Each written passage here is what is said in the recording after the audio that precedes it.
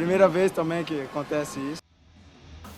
Hola a todas, hola a todos, sean bienvenidos a un nuevo capítulo de La música arruinó mi vida. Soy Jan y en este capítulo voy a hablar de algo... 1, 2, 3. Aunque hasta el día de hoy me siguen gustando mucho y sigo viendo un montón de caricaturas, tengo recuerdos bastante gratos relacionados a los monitos, como les decimos en Chile, de cuando era niño. De hecho, siempre tengo el recuerdo en la cabeza de estar acostado viendo tele, viendo Nickelodeon o Cartoon Network y ver esos comerciales de dulce y me cagaba de hambre y ya estaba acostado. El otro día había que ir al colegio. Bueno, ¿qué tiene que ver esto con el título del video y con el GarageBand japonés? Let's find out.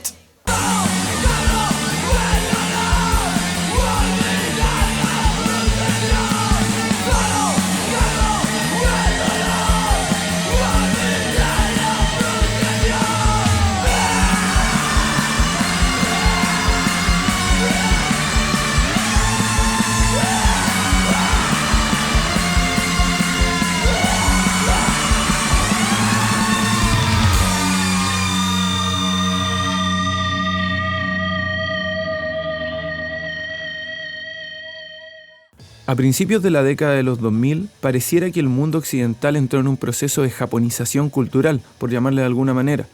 El anime se puso muy de moda y en la calle ya se veían chicos y chicas con sus bolsos y mochilas repletos de pines y parches de alguna serie. Y en la tele aparecían adultos intentando explicar el porqué del gusto de la juventud por estos monos chinos, aunque generalmente solo hablaban huevadas y se nota que no entendían nada.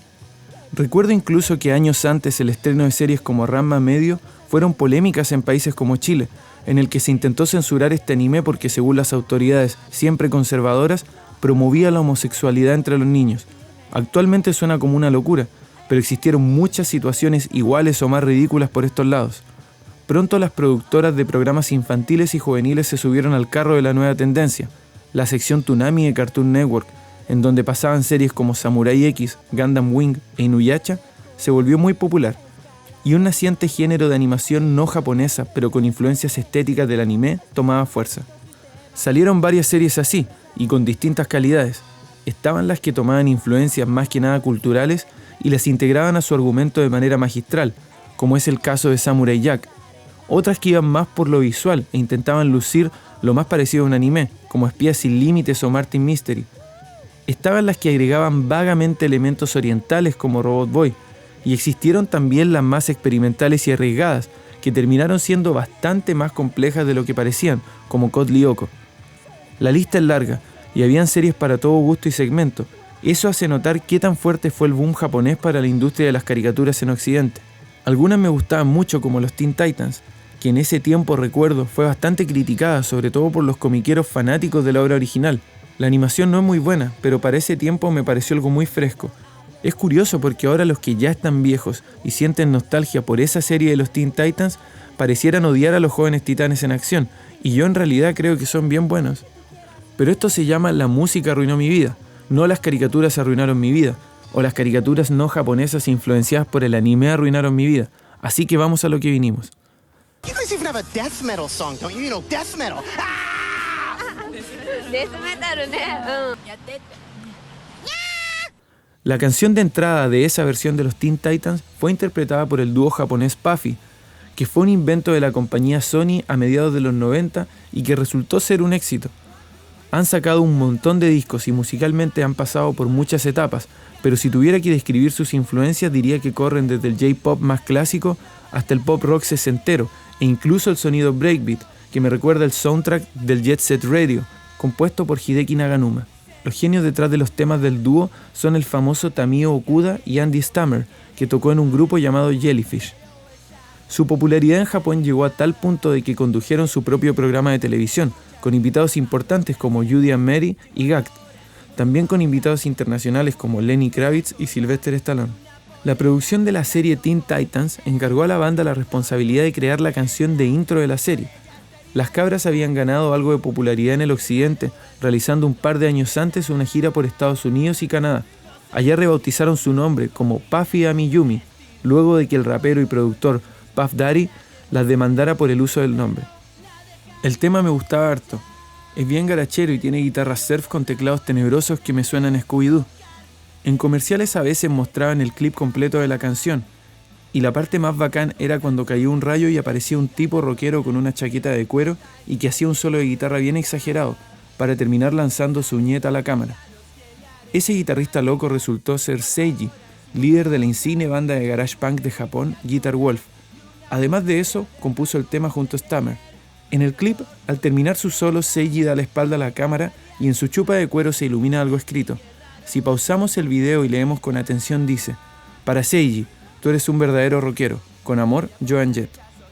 Como se ve, quien escribió eso fue Joan Jett, una artista que no necesita introducción alguna.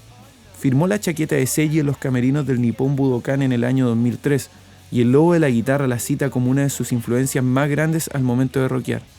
Se sabe también que ese mismo año presentaron la serie de los Teen Titans en la Comic Con de San Diego, con Puffy interpretando la canción en vivo, incluido Seiji haciendo el solo de guitarra en el escenario. Daría lo que fuera por haber estado ahí. Lo que es bacán también es que Puffy son grandes admiradoras de Guitar Wolf, y hasta aparecen con un cover del tema Can Nana Fever, en un disco tributo a la banda que se llama I Love Guitar Wolf, Very Much. Me gusta el título de este disco, me parece muy tierno. Para ese tiempo, por lo menos en mi población y en el colegio al que iba, estaba súper marcado lo de los dibujos animados para hombres y para mujeres. De hecho, recuerdo que daban los Supercampeones y después daban los Caballeros del Zodiaco, pero entre medio daban Sailor Moon. Y yo creo que, bueno, yo por lo menos me hacía el weón diciendo que no lo veía, pero todos los días, tanto como esperaba los otros monos, esperaba ver Sailor Moon y qué pasaba con Serena y con Tuxedo Mask. También es algo cultural que supongo va cambiando, espero que vaya cambiando. Pero pasaba lo mismo con las chicas superpoderosas. De hecho, cuando la empezaron a dar en el Cartoon Network, a mí me encantaron. Y a muchos, creo que a muchos cabros más, a muchos amigos, porque es una serie bien bacán. Pero existía este tipo como de negación al respecto, de si la veíamos o no. Y lo penca era que cuando jugábamos, nadie jugaba a ser la chica superpoderosa. Y nadie jugaba a ser Sailor Moon. Agora põe e presta o óculos pra ele. En ese mismo tiempo, Cartoon Network tenía una sección llamada Groovies, que aparecía en comerciales y en donde se mostraban videoclips de canciones basadas en algunas de las series del canal. La compañía había encargado a distintos artistas crear estos temas, y la lista es bien variada, e incluye nombres conocidos como Coolio y Divo, además de artistas de la escena independiente como la banda ska core Pain, entre otras. Los They Might Be Giants aparecen con un tema sobre el laboratorio de Dexter, que está lindo. Suena a lo power pop y la animación realizada por Classic Supo emula los viejos animes de los 60s. Ellos también hicieron la canción de entrada de la serie Malcolm el del medio, en cuyo video sale un fragmento de un anime muy bueno llamado Jikou Tenshou Nazca. Varios de los temas aparecidos en Groovies eran remixes estilo house y big beat con samples de series y estaban buenas, pero mi favorita tenía como temática a las 3 hermanas de la ciudad de Saltadilla. El video estaba hecho con partes de capítulos y tenía agregadas palabras en japonés, todo con un punk ramonero que me volvía loco. Y cuando salía el tema Buttercup en los comerciales, puta, yo me ponía a saltar, literalmente. Y en ese tiempo los Ramones todavía no habían llegado a mi vida. Y el que escuchaba Korn y Limp Bizkit, de hecho, Slipknot no. Slipknot era muy satánico en ese tiempo, o yo lo sentía así. Entonces, cada vez que daban comerciales, era la chance para escuchar el tema. Y yo estaba pendiente y rogaba en realidad para que apareciera. Porque claro, no tenía idea de dónde venía ese tema, entonces ¿qué otra forma, era la única chance que tenía para escucharlo? A través de las publicidades entre medio de los monitos en el Cartoon Network. And I heard it and I fell in love with it, and it's taken a long time for people to hear you guys, and we're glad that we finally got to go on tour with you. El tema en cuestión fue compuesto por la banda japonesa de chicas Shounen Knife, quienes fueron contactadas por Craig McCracken, creador de la serie, para hacer un tema dedicado a las chicas superpoderosas. Shounen Knife es una banda de garage punk formada en 1981 en la ciudad de Osaka por las hermanas Naoko y Tatsuko Amano. Son una de las primeras bandas de punk de Japón integradas solo por mujeres, junto a OXZ, que también son de Osaka y partieron ese mismo año. Sobre el nombre de la banda, Naoko explica que le gusta la mezcla entre la palabra shounen que en japonés significa chico, y knife, cuchilla en inglés. Según ella, esto combina una palabra linda con una palabra filosa. En agosto del 82 salió su primera grabación, autoeditada por ellas en conjunto con un sello de punk local y limitada a 89 copias en cassette. Se dice que algunas tenían la marca de un beso en el inserto hecho por una de las integrantes. Un año más tarde lanzaron su primer álbum titulado Burning Farm, que fue reeditado en 1985 por el sello K Records de Olympia, Estados Unidos, operado hasta hoy por Calvin Johnson, conocido también por ser vocalista de los geniales Beat Happening y una figura seminal en el indie gringo. A través de este nexo las conoció Kurt Cobain, quien además de vivir en la región, era fan de K Records. Tanto le gustaba la banda que les invitó para su tour en Inglaterra de 1991 junto a The Breeders. Como anécdota, Naoko, la vocalista y guitarrista, cuenta que cuando las contactaron para invitarlas, ella no tenía idea de quiénes eran Nirvana. El hombre era tan fan que incluso puso el Burning Farm en su top 50 de discos. Te puede gustar o no la música del Kurko, pero en su lista aparece Kleenex, The Saints y Marine Girls, así que yo creo que tenía un excelente gusto. Hasta la fecha siguen tocando, grabando y saliendo de gira con regularidad. Si bien han sacado un montón de discos, mi favorito sigue siendo el Burning Farm. Una vez alguien me habló sobre lo que era sentir una pena bonita, y creo que Shonen Knife me genera eso. Y es que sus letras y su sonido naive e inocente me conmueve de una manera muy particular. Shonen Knife, con todo su ir y venir y una carrera larga con un montón de discos y varias giras, varias en Estados Unidos de hecho, es para mí una de las bandas más sinceras del mundo. Y en este grupo la pongo siempre con The Chucks y con Escorbuto. Para mí las tres bandas más sinceras de la historia de la música. Y me encanta haberla conocido sin saber desde chico sin saber bien quiénes eran.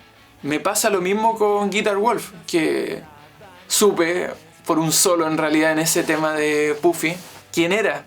Pero realmente lo escuché y lo conocí unos cuantos años después, en un programa que daban acá en la televisión llamado Planeta Freak, animado por dos tipos súper importantes con respecto a la cultura del anime y bueno, un montón de otras cosas acá en Chile, Salfate y Pera.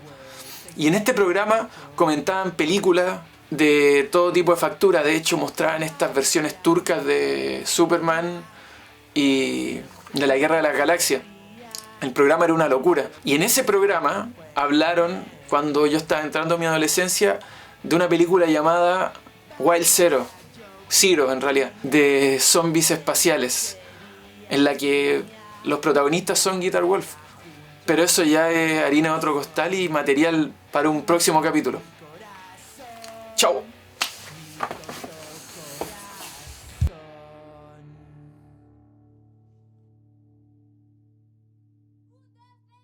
Si te gusta lo que hago, estaría bacán que te suscribas y que compartas esto con otras personas. Si tienes dudas, siempre estoy encantado de responderlas, así que deja lo que quieras en los comentarios. Sígueme en Instagram y Facebook para enterarte de todas las novedades del canal y compartir con otras personas arruinadas como tú. Dime también si llegaste a la música que te gusta a través de series, películas, videojuegos u otro medio. Paz viejas. Son los otaku, una tribu violenta